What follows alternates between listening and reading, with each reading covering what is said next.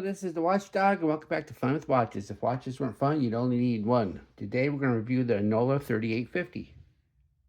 Let's start with the wrist check. I'm going into work today, so I'm going to wear my Tag Heuer Aqua Racer. And Greg was wearing my Phoebus Leviathan.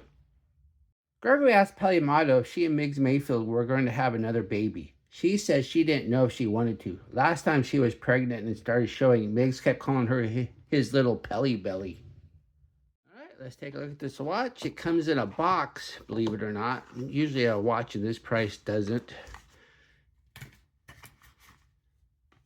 But here it is, the Onola 3850. Isn't that a nice looking dial? I really like the dial.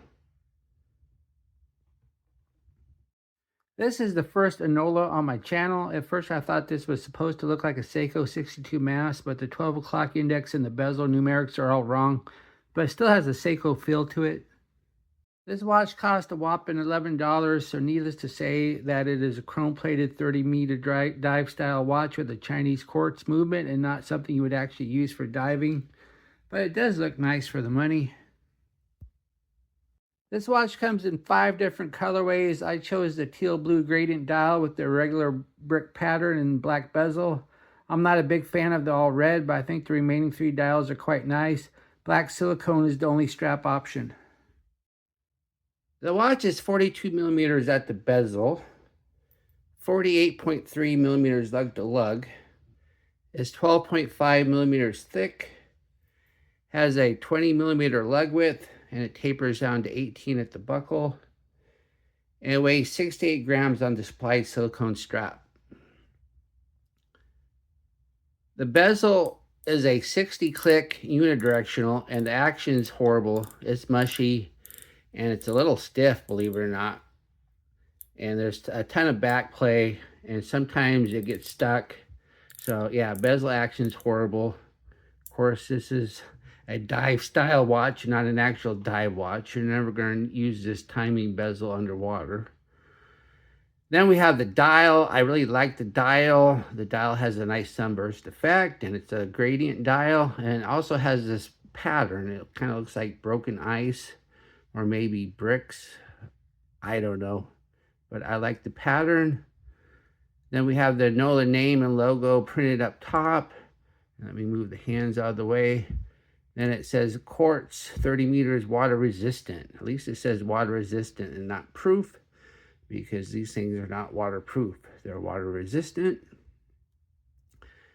And then we have a rehat with the minute markers, and then we have the indices. We have fairly thick rectangles, not batons, and we have an upside down triangle at the 12.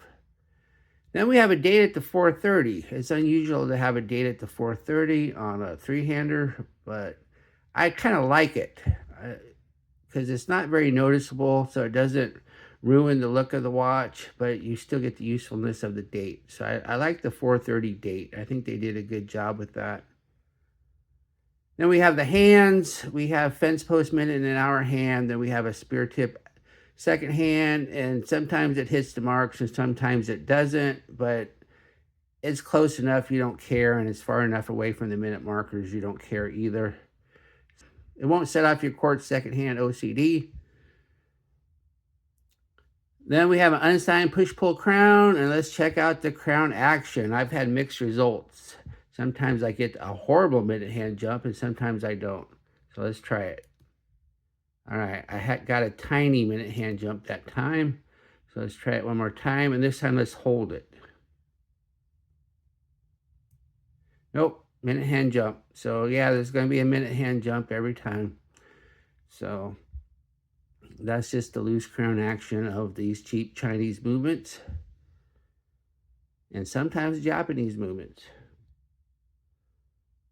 Then we have a flat mineral glass crystal. You're not going to get sapphire at this price.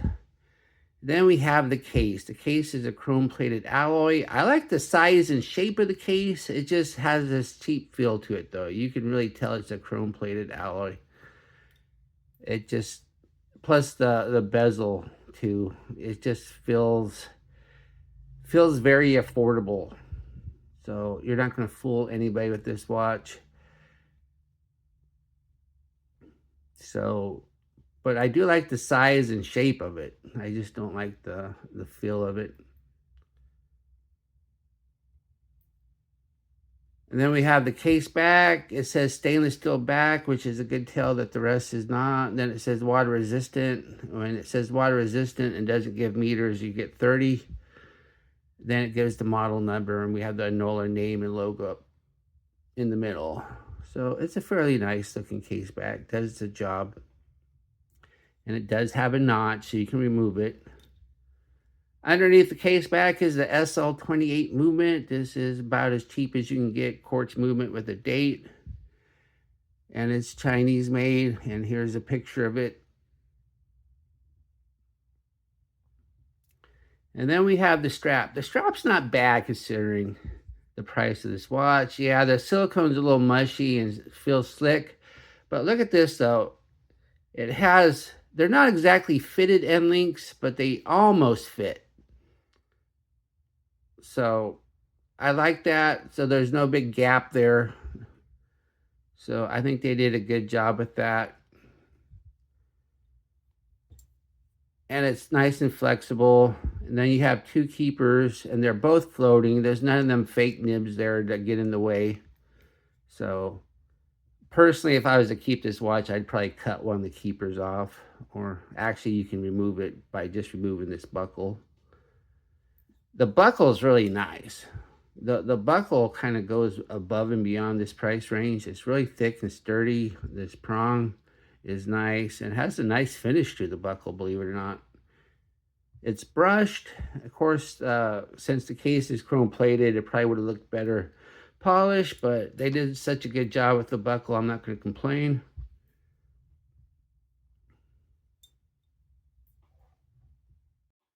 Here's the watch on my 7.5-inch wrist. It looks nice. It wears nice. I have 4 notches left, so you should be able to wear this 8.5 no problem. And I really do like that dial. I think they did a good job with it. Plus, I like the orange second hand on it. I think that gives a good contrast.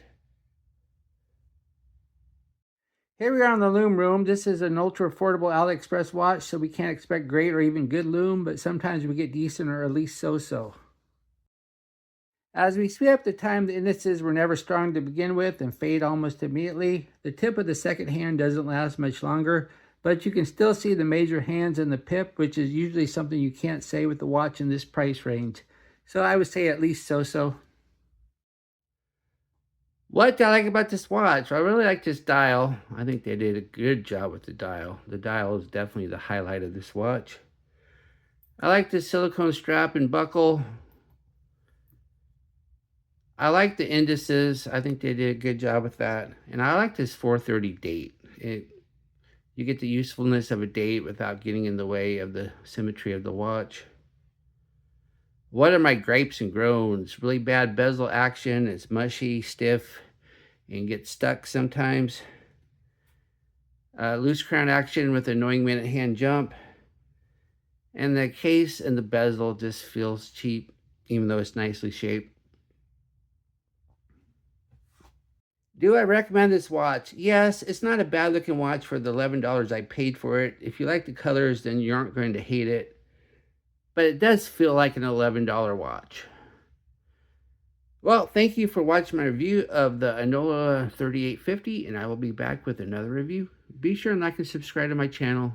And if you like this watch, be sure to use my affiliate link, and I will get a tiny commission, and they're all adding up. So hopefully after a year of tiny commissions, I might be able to get something good to review on this channel. Bye.